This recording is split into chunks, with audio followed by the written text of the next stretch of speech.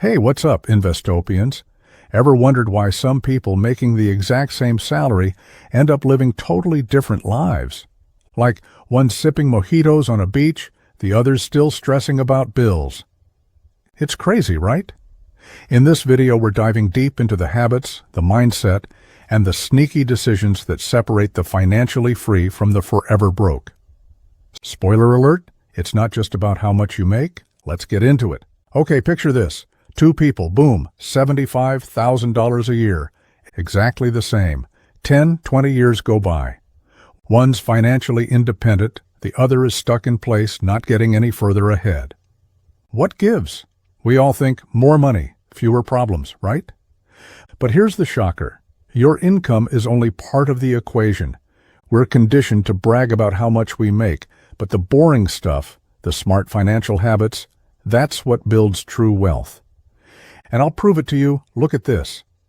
According to a 2024 study, get this, 1/3 of people bringing home over $200,000 a year are still living paycheck to paycheck. Even almost half of those making over $100,000 are struggling. How insane is that? You'd assume someone making double or triple the average income would be golden, right? But nah. It boils down to 3 common mistakes. Let's expose them. Mistake number 1. Lifestyle inflation, the upgrade trap. The quickest way to kill any extra income is to immediately crank up your spending. Think, I got a raise? Time for a new car. Nope, this is a killer. There's a great book called The Millionaire Next Door. Highly recommend it. It looked at how actually wealthy people live. They're surprisingly frugal. They keep things simple, even when the cash is flowing. For example, me, I'm a coffee addict. But I make it at home. Why? Because I like diner coffee. And by making it at home, I don't have to waste $5 on some fancy latte. It's cheaper. It's still really good. I'm happy. You might like Spotify but hate the ads. Well, listen to the ads. It saves you some money in the long run.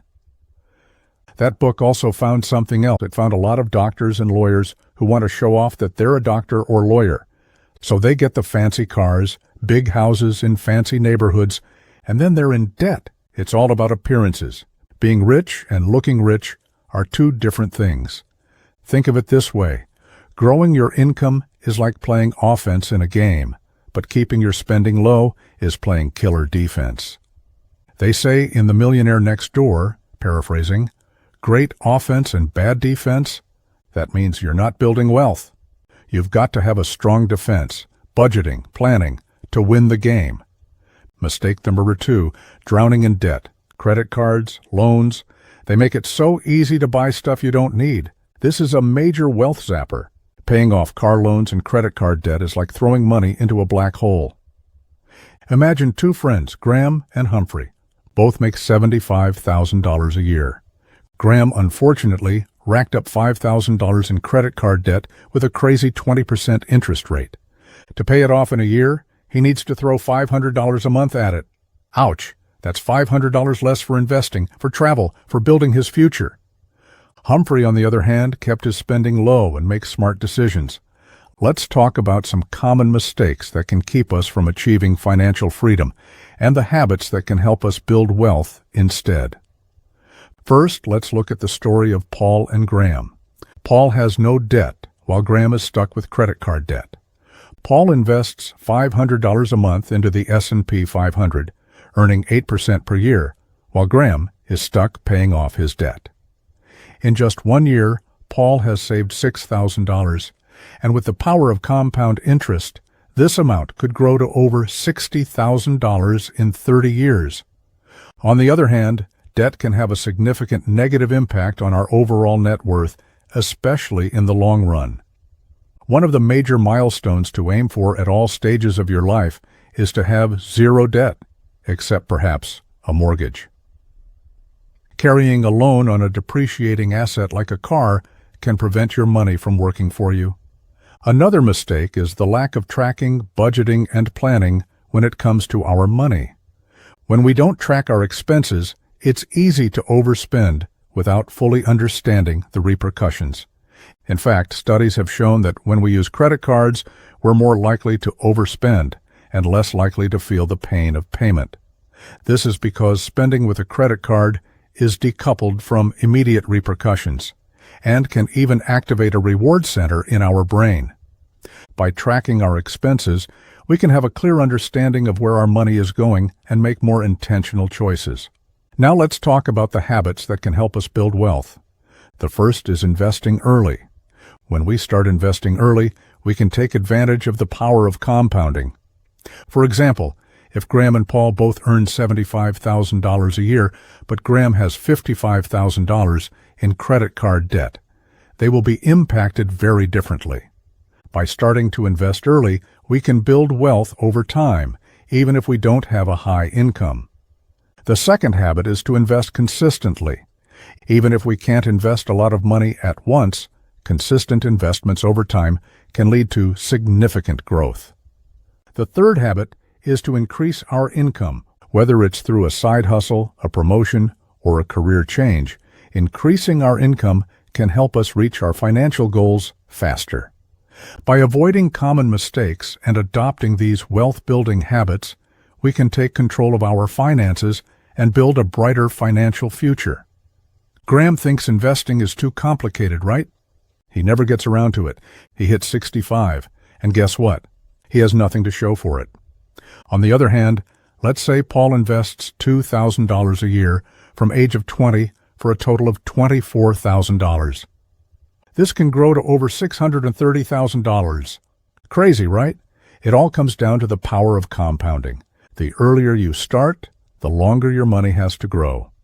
Okay, habit number 2. Pay yourself first. Seriously, before anything. I see it all the time. People get paid, spend everything, and then wonder where it all went. Think of it like this. Do your bank account balances always reverts back to the same number every 2 weeks? Instead, the second you get paid, even before you treat yourself to that fancy latte, set aside a percentage for your future self. Let's say you get paid $1,500 every 2 weeks, and you set aside $250. You are well on your way. I know, it sounds small. But trust me, these small habits add up to huge results down the road. Assets versus liabilities. Which one are you filling up on? All right, let's talk about assets and liabilities. This is where things get interesting. Wealthy people prioritize assets. Think of assets as things that put money in your pocket. Things like stocks. You own a piece of the company, real estate, rent that apartment out for some sweet, sweet passive income. Starting a business. Make what you want to make on your own time. Liabilities, on the other hand, drain your money.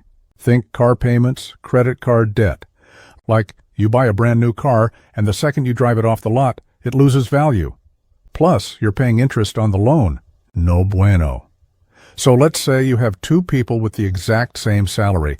One spends it on flashy cars and designer clothes, the other invests in assets. Who's going to be wealthier in the long run? Easy! Okay, now for the secret weapon, mindset. This is huge. Personal finance is like 80% psychology, I swear. Let's imagine 2 people with the same income. One has a scarcity mindset, the other has an abundance mindset. Scarcity. This person is constantly worried about money. They're afraid to invest because they might lose it all. They hold on to cash, even if it's not growing.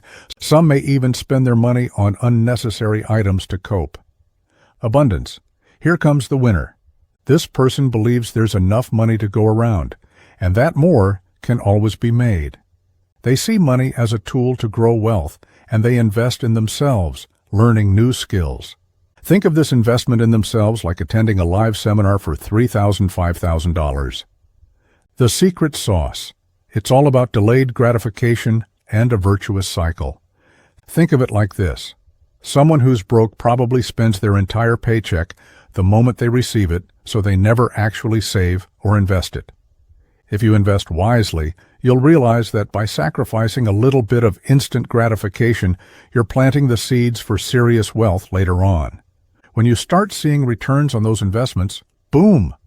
Confidence skyrockets, you invest more, and it becomes this awesome self-perpetuating cycle of growth.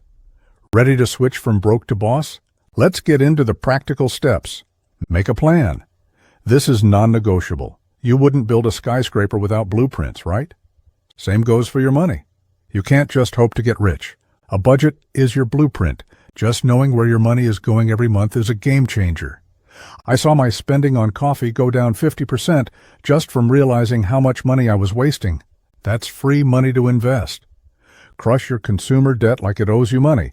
Credit cards, personal loans, get rid of them. Imagine you're paying $300 a month on credit cards. Knock that out, and suddenly you have $300 extra every month to put towards your future. It's like giving yourself a $3,600 raise. This is how the rich get richer. This is huge. Save and invest. Rich people don't hope their money grows. They make it grow. They have a plan, and they stick to it. Even if it's just $50 a month to start, get into the habit. Invest in a low-cost index fund or even a Roth IRA. Those small amounts compound over time and become life-changing money. Master the art of living on less than you make. This is where lifestyle inflation kills dreams. You get a raise. You immediately upgrade your car, your apartment, your everything. No. I know someone who doubled his salary, but he's still broke. Why? Because he doubled his expenses too. The truly wealthy understand that it's not about how much you earn, it's about how much you keep. Ultimately, mastering your finances is about mastering yourself. It's about understanding your habits, your impulses, and your relationship with money. It's less about complex formulas and more about psychology. So, are you ready to start building your wealth machine? Let me know in the comments which of these steps you're going to focus on first. If you enjoyed this video, smash that like button, subscribe for more financial wisdom bombs, and check out my other videos where I talk about why people always seem to have more money than you, even when you're making more than ever.